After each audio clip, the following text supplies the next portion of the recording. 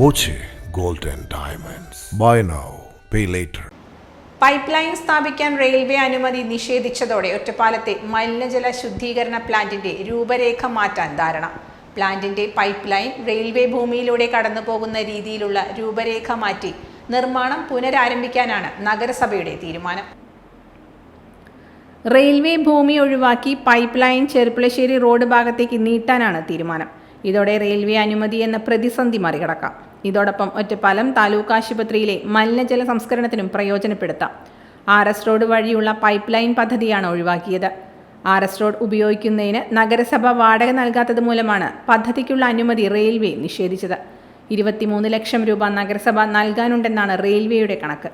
ചെർപ്പുളശ്ശേരി റോഡിൽ Palat road junction വരെയാണ് മുൻധാരണ പ്രകാരം പൈപ്പ് ലൈൻ സ്ഥാപിക്കേണ്ടത്. പുതിയ രൂപരേഖ പ്രകാരം RS റോഡ് ഒഴിവാക്കി ചെർപ്പുളശ്ശേരി റോഡിൽ നഗരസഭാ ഓഫീസ് പരിസരം വരെ പൈപ്പ് ലൈൻ നീട്ടും. ഇതിനുള്ളിലാണ് താലൂക്ക് ആശുപത്രിയും. കിഫ്ബിയിൽ നിന്ന് 29 കോടി രൂപ ചെലവഴിച്ചാണ് ഒറ്റപ്പാലം നഗരത്തിലെ മലിനജലം സംസ്കരിക്കാൻ പ്ലാന്റ് നിർമ്മിക്കുന്നത്. പ്രതിദിനം 15 ലക്ഷം ലിറ്റർ മലിനജലം ശുദ്ധീകരിക്കാൻ കഴിയാവുന്ന പ്ലാന്റാണ് നിർമ്മിക്കുന്നത്. നഗരത്തിലെ പ്രധാന റോഡുകൾക്കിടയിൽ 560 ചേംബറുകൾ നിർമ്മിച്ചാണ് മലിനജലം ശേഖരിക്കുക. ഇത് ബസ് സ്റ്റാൻഡിന് പിന്നിലെ പ്ലാന്റിൽ എത്തിച്ച് ശുദ്ധീകരിച്ച് കൃഷിക്ക് ഉപയോഗപ്പെടുത്താനാണ് ലക്ഷ്യമിടുന്നത്. Time kids pre school, Mannannur road, Vaniyamkulam.